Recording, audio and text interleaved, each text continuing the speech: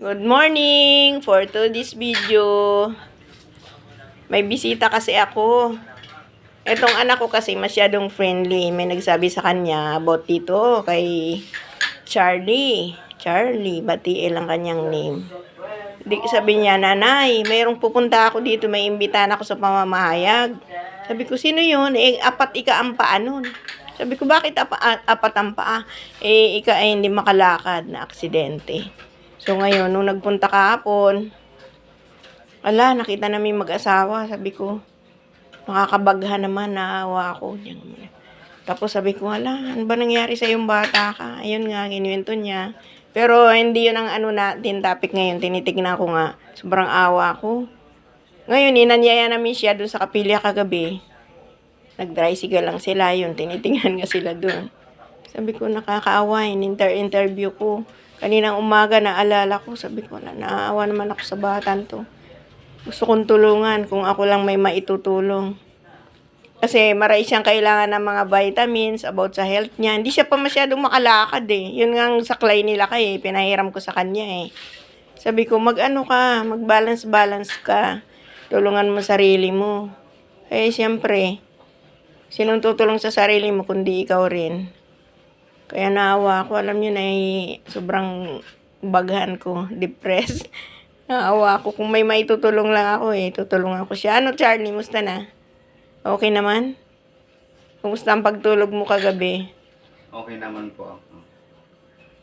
Mamaya yatid ka namin doon, ng bunso ng anak ko. Yatid siya mamaya ng anak ko. Dadalawin na lang namin. Alam niyo, sobrang awa ko. Naiyak kaya ako kanina umaga. Balik-balik mo nga doon. Ilakad mo ulit. Tinitignan ko nga kung paano kayo makatulong na mag-asawa. Siyempre, hindi pa siya masyadong makalakad pag wala siyang saklay, ganun. Sabi ko, tulungan niya sarili niya, kawawa naman, Napakakinis na bata. Parang akala mo wala namang sakit. Pero hindi siya talaga makalakad. Patayuin mo nanay ng walang saklay. Oo. Tingnan mo kamo.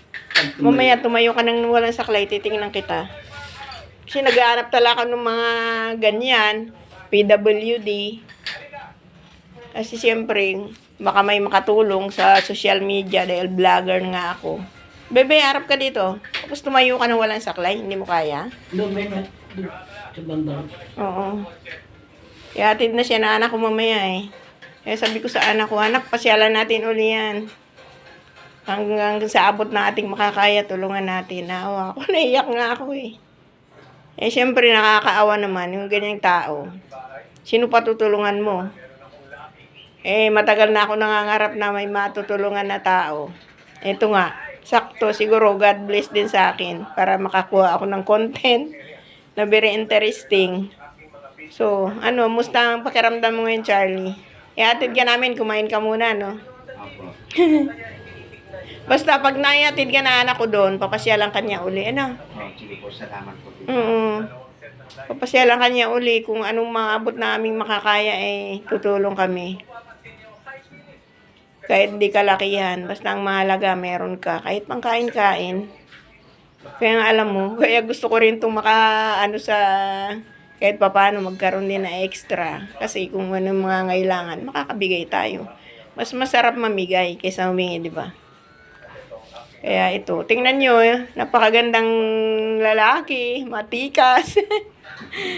Pero akala mo lang meron siyang karamdaman. Kaya need niya talaga ng help, support.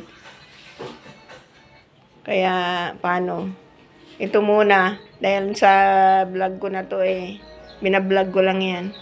Marami rin ako nakapapanood na nakakatulong yung mga vlogger. Kaya ito rin ang pangarap ko, gusto ko rin makatulong. Kaya hindi lang ito ang start, Charlie, Pupuntahan ka pa namin sa bahay mo, bibisit ka namin. Magbabay ka na muna at tutulungan ka namin. Pag inatid ka, kahit iatid ka na anak ko, pupuntahan ka namin. Sige po, salamat po. Oo. Babay ka na. Bye-bye po. Oo, thanks for watching, Mga kaibigan ko, kung sinong mga gustong tumulong. Ito ang kailangan nating matulungan. Para Kasi hindi talaga siya makalakad, kawawa. Kitang-kita ko nung inatid ng anak ko eh. Dapat sabihin mo rin yung... Nung inatid ng anak ko, sabi ko, ba't ganyan? Nakakaawa naman. Hindi talaga makalakad. Pero nakakatayo siya, yan yun. Eh, pagka wala siyang hawak, lalaglag ang katawan niya. So, hanggang dito muna ang aking vlog. Panoorin nyo. This is an interesting story. Abangan ang susunod na kabadata dahil hindi lang ito ang una. At Charlie, bye-bye. Thanks for watching sa mga viewers ko.